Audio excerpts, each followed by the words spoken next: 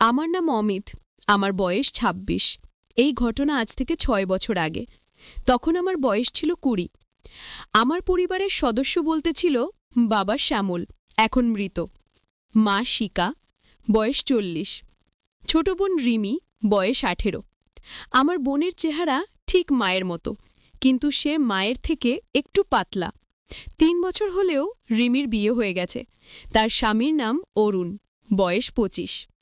আমাদের সুখীর পরিবার ছিল, কিন্তু একটা দুর্ঘটনা আমাদের জীবনটাই পাল্টে দিল। একদিন বাবার একটা মোটরসাইকেল দুর্ঘটনা ঘটে। এতে তার কোমরের নিচের অংশ অবশ হয়ে যায়। ডাক্তার বললেন, আপনার বাবা ২ মাসের বেশি বাঁচবেন না, আপনারা তাকে বাড়িতে নিয়ে যেতে পারেন। ডাক্তারের কথা শুনে আমার যেন মাথায় বাজ পড়ল। মা রিমি কাঁদতে শুরু করল। আমরা বাবাকে বাড়িতে নিয়ে আসলাম। বাড়িতে তখন আমরা বাবা, মা, আমি আর আমার নাম অমিত। আমার বয়স ২৬। এই ঘটনা আজ থেকে ৬ বছর আগে। তখন আমার বয়স ছিল ২০। আমার পরিবারের সদস্যের মধ্যে বলতে ছিল বাবা শ্যামল, এখন মৃত, মা শিকা, বয়স ৪০, ছোট বোন রিমি, বয়স ১৮। আমার বোনের চেহারা ঠিক মায়ের মতো, কিন্তু সে মায়ের থেকে একটু পাতলা। ৩ বছর হলেও রিমির বিয়ে হয়ে গেছে। তার স্বামীর নাম অরুণ, বয়স ২৫।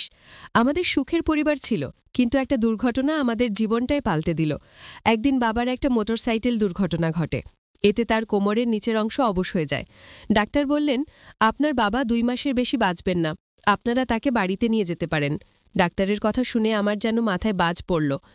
মা রিন কাঁদতে শুরু করল। আমরা বাবাকে বাড়িতে নিয়ে আসলাম। বাড়িতে তখন আমরা বাবা, মা, আমি আর রিমি ছিলাম। বিকেলের দিকে মা বাবা আর রিমিকে নিয়ে যেন কথা বলছে। সন্ধ্যার দিকে রিমি আমার ঘরে এসে বলল, ভাইয়া, তোকে বাবা ডাকছেন। আমি রিমির সাথে বাবার ঘরে গেলাম।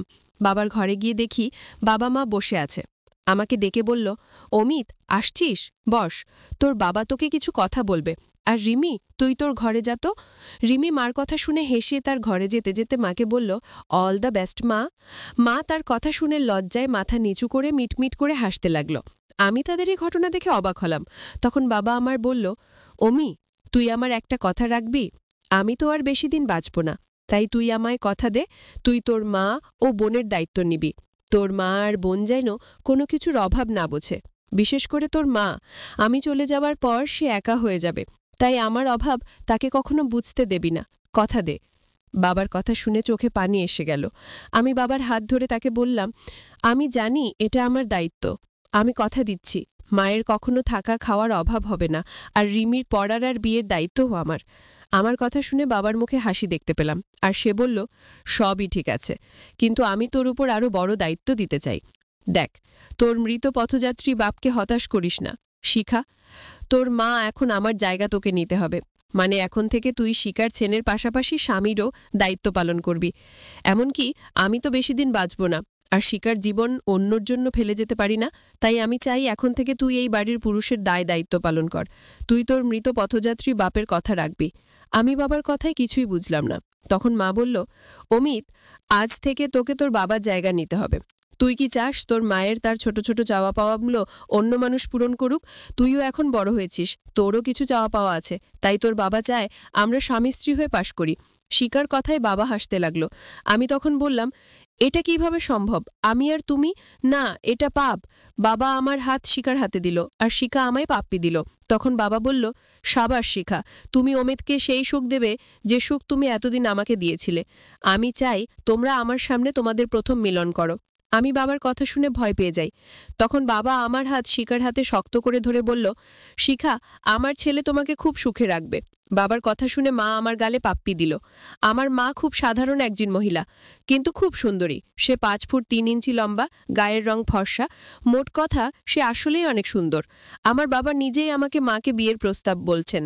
বাবা বললেন, অমিত, তোর মাকে ভালোভাবে রাখিস, আর তোর মাও তোকে এত সুখ দিবে যে তুই সারা জীবন মনে রাখবি।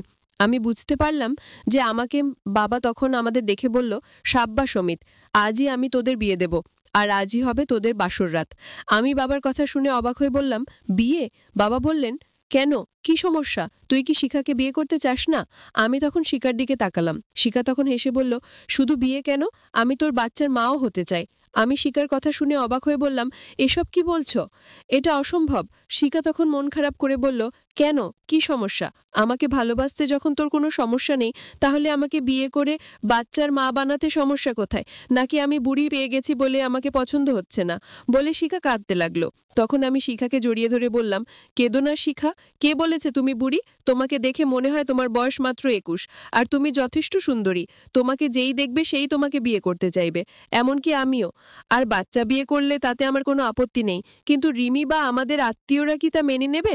আমার কথা শুনে বাবা বলল, তোর আর তোর মায়ের বিয়েতে তোর নানা নানি মামা মামি দাদি কারো কোনো আপত্তি নেই, আর তারা একটু পরেই আসে তোদের বিয়ের জন্য। আমি তখন বললাম, তোমরা তাহলে সব ঠিক করে ফেলেছ? তাহলে আমার কোনো আপত্তি নেই মাকে বিয়ে করতে। আমার কথা শুনে শিখা তার কান্না থামিয়ে আমার একটা পাপ্পি দিয়ে বলল, আমার সোনা ছেলে। আমি তখন বললাম, কিন্তু রিমি? শিখা তখন বলল, তার মুখেই শুনে নে তার কথা। বলে শেখা রিমিকে ডাক দিল। রিমির ডাক শুনে রিমি ঘরে এসে বলল, দাদা, আমি সব জানি। মাকে আমার ভাবি হিসেবে মেনে নিতে কোনো আপত্তি নেই। আমি চাই মা আর তুই সবসময় সুখে থাক। রিমির কথা শুনে আমি খুশি হলাম, কারণ না চাইতেই আমার ইচ্ছা পূরণ হতে চলেছে। আমি বললাম, ঠিক আছে, আমি রাজি। তা বিয়ে কবে? বাবা বলল, বিয়ে আজ সন্ধ্যায়, আর বাসর হবে আজ রাতেই। তোমার দিদি ছি একটা। এই বলে আমি হাসতে লাগলাম, সাথে মামিও হাসতে লাগলো। এইভাবে দুপুরের খাবার খেয়ে মামা মাম গেল বিয়ের বাজার করতে, আর রিমি শিখাকে সাজাতে নিয়ে গেল পার্লারে। মামা মাম শিখায় বিয়ের সব জিনিস কিনে পার্লারে দিয়ে বাকি জিনিস নিয়ে আসলো বাসায়। সন্ধ্যা 6টায় পুরোহিত বাসায় এলো বিয়ে পড়াতে। তখন মামা মাম আমার ঘরে এসে বলল, জামাইবাবু তৈরি হয়ে নাও, পুরোহিত মশাই এসে গেছে, 7টায় বিয়ের লগ্ন। আমি বললাম, মা কি এসে গেছে? মামা বলল, না, ওরা রাস্তায় 2 মিনিটের মধ্যেই আসছে। তখন মামি অবাক হয়ে আমাকে বলল, সে কি, মা কেন? বলো শিখা। আমি তার কথা শুনে লজ্জা পেয়ে বললাম, আসলে পুরনো অভ্যাস তো, তাই। মা বলল, দেখো জামাইবাবু, বাসর ঘরে যেন আবার মা বলে ডেকো না। বলে হাসতে হাসতে ঘর থেকে বেরিয়ে গেল। তখন মামা বলল, নাও জামাইবাবু, তৈরি হয়ে নাও। আমি তৈরি হতে লাগলাম। আমি ধুতি পাঞ্জাবি টুপর পরে তৈরি হয়ে বিয়ের মণ্ডপে গিয়ে বসলাম। সেখানে গিয়ে দেখি বাবা নানা নানি দাদি মামা মাম আর রিমি সবাই উপস্থিত। রিমিকে দেখে বুঝলাম শিখার এসে গেছে। সন্ধ্যা 6:30 পুরোহিত মশাই বিয়ে পড়ানো শুরু করল। প্রায় 15 মিনিট মন্ত্রর পরে পুরোহিত মশাই বলল, কনিকে নিয়ে আসুন। পুরোহিতের কথা শুনে মামি আর রিমি গেল শিখাকে নিয়ে আসতে। তারা যখন শিখাকে নিয়ে আসলো, তখন তাকে দেখে নিজেকে হারিয়ে ফেললাম। শিখাকে এতটাই সুন্দরী লাগছিল যে মনে হচ্ছিল যেন তার বয়স মাত্র 18। শিখা লাল রঙের একটা শাড়ি পরেছিল। তারই সাজে দেখে আমি দাঁড়িয়ে গেছি। শিখা আমার পাশে এসে বসে আমার কানের কাছে মুখ নিয়ে গিয়ে বলল, তোমায় দেখে মনে হচ্ছে আমাদের দাম্পত্য জীবন সুখের হবে। বলে শিখা মুচকি হাসল। আমিও হেসে বললাম, এরা তো তোমার জন্য এমন হয়েছে। আজ তোমাকে যা লাগছিল না, মনে হচ্ছে। বলার আগে পুরোহিত আমাদের 7 পাকে করতে বলল।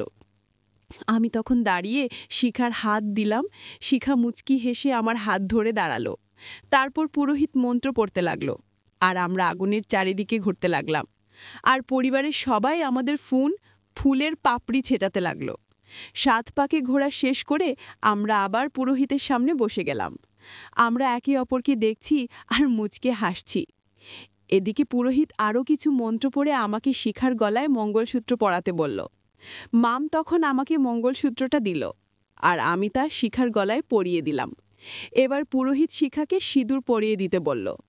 আমি শিখার সিঁথিতে সিঁদুর লাগিয়ে দিতেই আমার শরীরে একটা শিহরণ বয়ে গেল, আর আমার মনটা এতটাই ভালো হয়ে গেল যে মনে হতে লাগলো যেন শিখার সাথে বাসর শুরু করে দেই। তখনই পুরোহিত বলল, আপনাদের বিয়ে হয়ে গেছে, আজ থেকে আপনারা হিন্দু শাস্ত্র মতে স্বামী স্ত্রী। তখন শিখা আমার দিকে তাকিয়ে হাসল। তারপর আমরা উঠে দাঁড়িয়ে প্রথমে পুরোহিত মশাইকে পা ধরে প্রণাম করলাম। পুরোহিত মশাই বলল, সুখী হও, সারা জীবন একসাথে থাকো। তারপর দাদিকে প্রণাম করলাম। দাদিও বলল, সুখী হও, আর খুব তাড়াতাড়ি নাতি দাও। দাদির কথা আমরা দুজনেই লজ্জা পেলাম। তারপর নানা নানিকে প্রণাম করলাম। তখন নানা আমায় বলল, আমার মেয়েটাকে কোনো কষ্ট দিও না বাবা, তার সব দায়িত্ব এখন থেকে তোমার। নানার কথা শুনে আমি বললাম, দোয়া করবেন বাবা, আমি যেন আপনার মেয়েকে সুখী করতে পারি। আমার মুখে বাবা ডাক শুনে নানা খুব খুশি হলো। শিখা আর নানিও খুব খুশি হলো। তারপর আমি আর শিখা বাবাকে প্রণাম করলাম। বাবা তখন আমার হাত ধরে মায়ের হাতে দিয়ে বলল, অমিক বাবা, শিখা এখন থেকে তোর স্ত্রী, তার সকল কিছুর দায়িত্ব এখন থেকে তোর। তুই তাকে কখনো দুঃখ দিস না, সে শুধু একটু ভালোবাসার কাঙাল। আমি তখন বললাম, তুমি চিন্তা করো না বাবা, আমি তাকে কোনোদিনও কোনো দুঃখ দেব না। তখন বাবা বললেন, শিখা, তুমি যেমন আমাকে সুখ দিয়েছিলে, ঠিক তেমনই আমার ছেলেটাকেও সুখী করো। শিখা তখন বললেন, আমার জন্য দোয়া করবেন, আমি যেন আপনার ছেলেকে সব সুখ দিতে পারি। বাবা তখন বললেন, আমার দোয়া তোমাদের উপর সব সময় থাকবে। তখন রিমি এসে শিখাকে জড়িয়ে ধরে বলল, অভিনন্দন বৌদি, আর আমার দিকে তাকিয়ে বলল, অভিনন্দন দাদা। আমরা দুজনে একসাথে তাকে ধন্যবাদ জানালাম। তারপর মামা মামু এসে আমাদের অভিনন্দন জানালো। তারপর আমরা সকলে রাতে খাবার খেতে লাগলাম। এদিকে মামি আর রিমি আমার ঘরে ফুল দিয়ে বাসরের জন্য সাজালো। সকলের খাওয়া শেষ হলে মাম আর রিমি শিখাকে নিয়ে বাসর ঘরে ঢুকলো। তখন বাবা আমাকে তার ঘরে ডেকে বলল, অমিত, শিখার সাথে আজ তোর বাসর রাত। আমি চাই তুই শিখাকে এমন ভালোবাসা দিবি যাতে কাল সে কথা আমার কান পর্যন্ত আসে। আর আমি তো আর তোদের বাচ্চাকে দেখে যেতে পারবো না, তাই আমি চাই আমার মরার আগে তুই বাচ্চা নে। আমি বললাম, দোয়া করো আমি যাতে তোমার শেষ ইচ্ছা পূরণ করতে পারি বাবা। তখন বাবা বলল, আমার আশীর্বাদ সব সময় তোদের সাথে থাকবে। এমন সময় বোন এসে বলল, চল দাদা, বৌদি তোর জন্য বাসর ঘরে বসে আছে। বাবার সামনে রিমি এমন কথা শুনে লজ্জা পেলাম। তখন বাবা বলল, যা, বৌমা তোর জন্য বসে আছে। তখন আমি বাবার পা ছুঁয়ে আশীর্বাদ নিয়ে আমার ঘরের দিকে যেতে লাগলাম।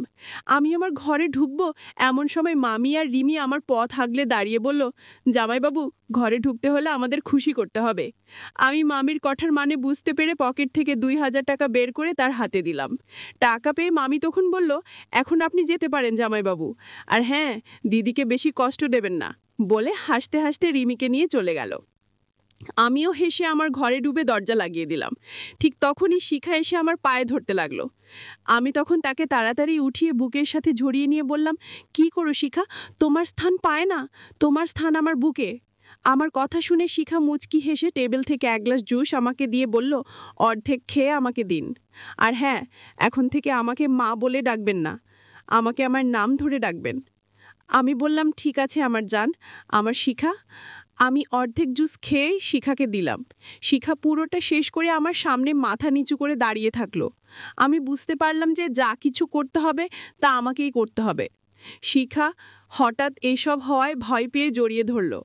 আমি এই কাজটা করলাম কারণ শিখার আমি আগে থেকেই এসবের জন্য প্রস্তুত ছিলাম। আমি বললাম, কি সুন্দর তুমি, আমি বিশ্বাস করতে পারছি না যে এখন থেকে এসবের মালিক আমি। শিখা হেসে বলল, আপনার পছন্দ হয়েছে?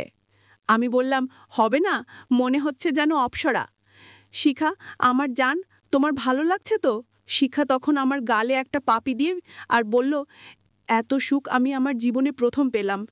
তুমি যে সুখ দিলে, তুমি এভাবে আমায় সারা জীবন ভালোবাসা দিলে, না জানি কত সুখ পাবো। ওইদিকে দরজার বাহিরে মামি আর রিমির হাসাহাসি চলতে লাগলো। এভাবেই অনেক সময় পার হয়ে গেল। আমাদের দিন সুখে কাটতে লাগলো। আমাদের বিয়ের 1 মাস পর শিখা মা আর আমি বাবা হয়ে যাচ্ছি। এতে বাবা, রিমি, মামা, মাম সবাই খুব খুশি হলো। শিখার বাচ্চা হওয়ার 1 মাস পর বাবা মারা গেল। এতে আমরা খুব দুঃখ পেলাম। এভাবেই 9 মাস পর শিখা আমার ছেলের জন্ম দেয়। এভাবেই শিখার সাথে দিয়ে আর বাচ্চা বানিয়ে বাবার শেষ ইচ্ছা পূরণ করলাম।